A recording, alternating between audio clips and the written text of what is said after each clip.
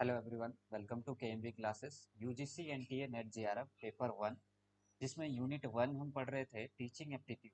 Teaching aptitude का lecture 6 है ये। और इसमें आज हम पढ़ेंगे शिक्षण कौशल। इससे पहले टीचिंग एप्टीट्यूड के 5 लेक्चर कंप्लीट हो चुके हैं। जिन स्टूडेंट्स ने उन लेक्चर्स को नहीं अटेंड किया है उन्हें ज़रूर देखें। साथ ही यहाँ पर एनटीए नेट की सिलेबस की पूरी तैयारी यहाँ पर कराई जा रही है। तो ऐसे सभी स्टूडेंट्स हमारे इस चैनल के माध्यम से जुड़कर अपनी तैयारी कर सकते हैं। चलिए फिर जानते हैं कि शिक्षण कौशल होते क्या हैं। शिक्षण कौशल के कई प्रकार होते हैं। इन प्रकारों को देखेंगे अगर आप तो प्रस्तावना कौशल, उद्देश्य कथन कौशल, दृष्टांत कौशल, प्रश्नोत्तर कौशल, उद्दीपक परिवर्तन कौशल, पुनर्बलन कौशल, श्यामपट्ट कौशल, व्याख्यान कौशल और पुनरावृत्ति कौशल। इन सभी प्रकार के कौशलों को समझने से पहले इससे पहले हम शिक्षण कौशल को दो भागों में बांट कर समझेंगे। जैसे कि एक होता है सूक्ष्म शिक्षण और एक होता है वास्तविक शिक्षण। इसको माइक्रो टीचिंग और वास्तविक शिक्षण को मैक्रो टीचिंग या फिर इसको स्टिमुलेशन टीचिंग भी कहते हैं। सबसे पहले हम बात करेंगे सूक्ष्म शिक्षण की। और जो यहाँ पर सूक्ष्म शिक्षण है, यहाँ पर आप देखेंगे कि जो सूक्ष्म शिक्षण होता है उसमें किन्हीं एक कौशलों का प्रयोग होता है। जैसे कि मैंने यहाँ पर बताया शिक्षण कौशल के प्रकार प्रस्तावना कौशल, उद्देश्य कथन कौशल, दृष्टांत कौशल। तो यहाँ पर जो सूक्ष्म शिक्षण होता है, यहाँ पर इनमें से किसी एक कौशल का प्रयोग टीचर के द्वारा किया जाता है। सूक्ष्म शिक्षण जो है वो टीचर को ट्रेनिंग देने के पर्पज से कराया जाता है, बताया जाता है। यानी कि जो स्टूडेंट्स टीचर बनने के फेज में होते हैं उन लोगों के लिए माइक्रो टीचिंग का अध्ययन कराया जाता है।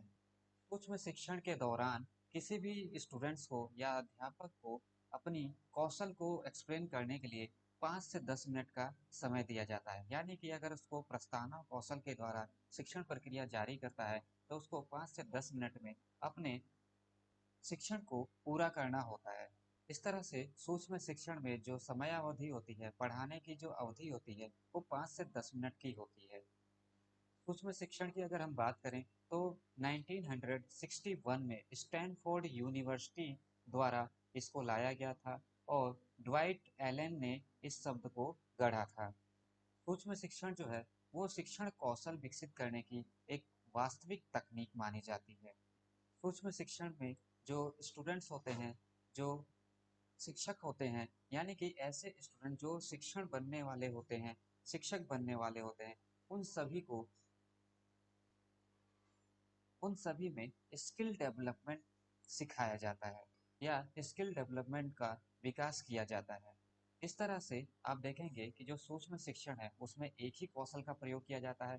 टीचर ट्रेनिंग के पर्पज से सूक्ष्म शिक्षण का प्रयोग किया जाता है और यहाँ पर 5 से 10 मिनट का समय दिया जाता है अपने कौशल को व्याख्यान करने के लिए। व्हाइट एलन के द्वारा इस सूक्ष्म शिक्षण जो है इसको गढ़ा गया था और इसमें जो है स्किल डेवलपमेंट पर बल दिया जाता है। यदि आप सूक्ष्म शिक्षण के चरणों की बात करें तो सूक्ष्म शिक्षण के जो स्टेप होते हैं वो टोटल 6 स्टेप्स होते हैं। अक्सर ये एग्जाम में आता भी है कि सूक्ष्म शिक्षण के स्टेप्स बताइए। तो सूक्ष्म शिक्षण के स्टेप जो होते हैं वो 6 होते हैं। सबसे पहले होता है प्लानिंग। सबसे पहले होता है प्लानिंग। उसके बाद होता है टीचिंग करना, फिर फीडबैक लेना। इसके बाद रीप्लानिंग करना, रीटीचिंग करना और रीफीडबैक लेना। इस तरह से ये माइक्रो टीचिंग के स्टेप होते हैं: प्लानिंग, टीचिंग, फीडबैक, रीप्लानिंग, रीटीचिंग और रीफीडबैक।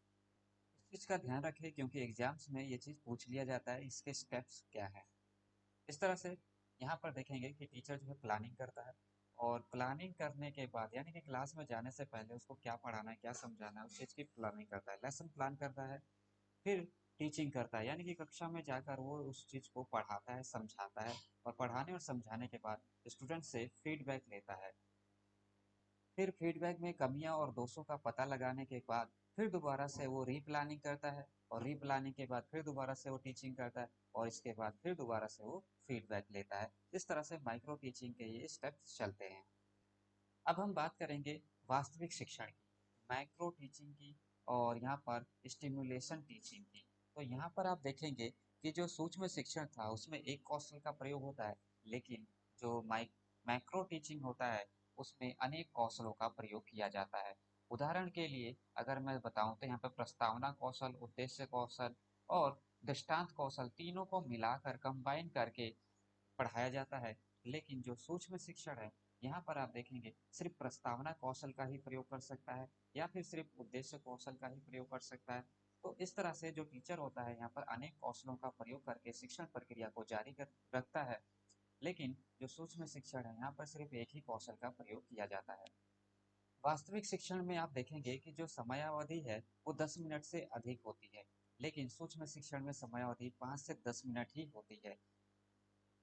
साथ ही मैक्रो टीचिंग में आप देखेंगे कि जो इसमें है लेक्चर फॉर्म में ही प्रस्तुति की जाती है, यानी कि शिक्षण प्रक्रिया का आरंभ जो है लेक्चर फॉर्म में ही होता है।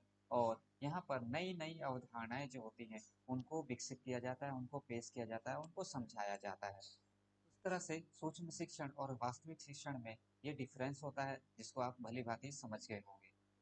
अब हम बात करेंगे शिक्षण कौशल के प्रकारों की। तो शिक्षण कौशल के प्रकार यानी कि यहाँ पर देखेंगे, एक होता है प्रस्तावना कौशल।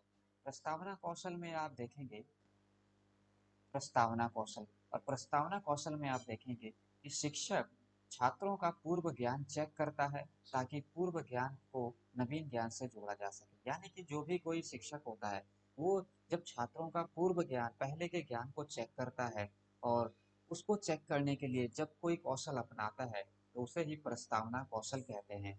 इससे पूर्व ज्ञान को जानकर जो शिक्षक होता है वो नवीन ज्ञान से जोड़कर फिर शिक्षण प्रक्रिया का आरंभ करता है, जिसे प्रस्तावना कौशल कहेंगे। यहाँ पर अब दूसरा है उद्देश्य कथन कौशल। उद्देश्य कथन कौशल में क्या करता है, जो शिक्षक होता है वो पाठ्य सब वह पाठ का उद्देश्य बताता है। यानी कि जो विषय वस्तु वो पढ़ाना चाहता है उन सभी विषय वस्तुओं का पहले उद्देश्य बताता है और उद्देश्य बताकर जब कोई शिक्षण प्रक्रिया का आरंभ किया जाता है तो उसे उद्देश्य कथन कौशल कहा जाता है। अगला है दृष्टांत कौशल। यहाँ पर आप देखेंगे कि जो शिक्षक होता है वो व्यवहारिक ज्ञान देने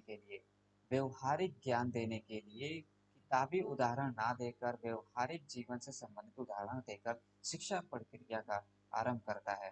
इस तरह से जब कोई शिक्षक वास्तविक रूप से व्यवहारिक ज्ञान देने के लिए जब किसी कौशल का प्रयोग करता है तो उसको दृष्टांत कौशल कहते हैं। इसमें जो शिक्षक होता है वो किसी किताबी उदाहरण ना दे करके वो व्यवहारिक जीवन से संबंधित उदाहरण को देता है, जिसे हम दृष्टांत कौशल के अंतर्गत रखेंगे। इस तरह से व्यवहारिक ज्ञान देने हेतु जब कोई शिक्षक शिक्षण प्रक्रिया का आरंभ करता है तो उसके लिए वह दृष्टांत कौशल का प्रयोग करता है। अब हम बात करेंगे प्रश्नोत्तर कौशल की। प्रश्नोत्तर कौशल में क्या होता है कि जो शिक्षक होता है वो छात्रों से प्रश्न पूछता है और छात्र उसका उत्तर देते हैं। तो इस विधि को ही, इस चीज को ही शिक्षण कौशल के अंतर्गत हम प्रश्नोत्तर कौशल कहते हैं। यदि मैं बात करूं प्रश्नोत्तर कौशल की या प्रश्नोत्तर विधि की, तो इसकी शुरुआत जो है सुकरात के द्वारा की गई थी। इस तरह से प्रश्नोत्तर के माध्यम से जब शिक्षण प्रक्रिया आरंभ की जाती है तो उसे ही प्रश्नोत्तर कौशल कहते हैं। अब यहाँ पर बात करेंगे उद्दीपक परिवर्तन कौशल की। उद्दीपक परिवर्तन कौशल में क्या होता है कि जब कोई शिक्षक मनोरंजक बनाकर चीजों को पढ़ाता है, यानी कि जो शिक्षण प्रक्रिया है उसको एजुटेनमेंट के रूप में शिक्षण दी जाए तो उसे ही हम उद्दीपक परिवर्तन कौशल कहते हैं। यहाँ पर अलग अलग तरीके से स्टूडेंट्स को पढ़ाया जाता है जिससे कि स्टूडेंट जो है वो बोरियत फील ना करे। इसीलिए इस तरह के कौशल को हम उद्दीपक परिवर्तन कौशल कहते हैं। इस तरह से यहाँ पर बोरियत से बचाने हेतु शिक्षण प्रक्रिया का आरंभ मनोरंजनात्मक रूप से जब कोई शिक्षक प्रारंभ करता है या अलग अलग तरीकों से पढ़ाता है तो उसे ही हम उद्दीपक परिवर्तन कौशल कहते हैं। यहाँ छात्र की रुचि को बनाए रखने के लिए अलग अलग तरीकों का प्रयोग किया जाता है, उसे ही उद्दीपक परिवर्तन कहते हैं। नेक्स्ट है पुनर्बलन। पुनर्बलन में क्या होता है कि जो शिक्षक होता है छात्रों को मोटिवेट करता है। मोटिवेट करने के लिए वो अच्छी ग्रेडिंग देता है, गुड कहता है, एक्सीलेंट कहता है। इस तरह से उसको पुनर्बलम दिया जाता है, जिससे छात्र के अंदर एक आत्मशक्ति का विकास होता है और इस तरह का जब कोई टीचर प्रयोग करता है तो उसे पुनर्बलन कौशल कहा जाता है। नेक्स्ट नेक्स्ट है श्यामपट्ट कौशल। श्यामपट्ट कौशल में क्या होता है कि जो शिक्षक होता है वो महत्वपूर्ण बिंदुओं को श्यामपट्ट पर, ब्लैक बोर्ड पर, व्हाइट बोर्ड पर लिख देता है और लिखने के बाद जो है उनको एक एक करके एक्सप्लेन करता है, समझाता है। उसे ही हम श्यामपट्ट कौशल कहते हैं।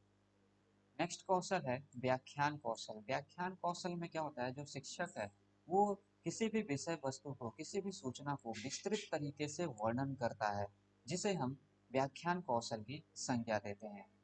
और नेक्स्ट है पुनरावृत्ति कौशल। पुनरावृत्ति कौशल में क्या होता है कि जो शिक्षक होता है वो बार बार चीजों को बताता है, पुनः चीजों को बताता है, जिसे हम पुनरावृत्ति कौशल कहते हैं। तो इस तरह से शिक्षण कौशल के ये विभिन्न प्रकार थे, जिन्हें आप भली भांति से समझ गए होंगे। और एग्जाम्स में इससे रिलेटेड 100% क्वेश्चन आते ही हैं, जिन्हें आप अब आसानी से कर सकते हैं। इस तरह से आज का यह टॉपिक यहीं पर समाप्त होता है और नेक्स्ट वीडियो में हम नेक्स्ट टॉपिक के साथ मिलेंगे। अभी के लिए इसे आप अच्छे से पढ़ें और समझें और इससे रिलेटेड क्वेश्चंस को आप सॉल्व करें। Thank you for watching KMB classes.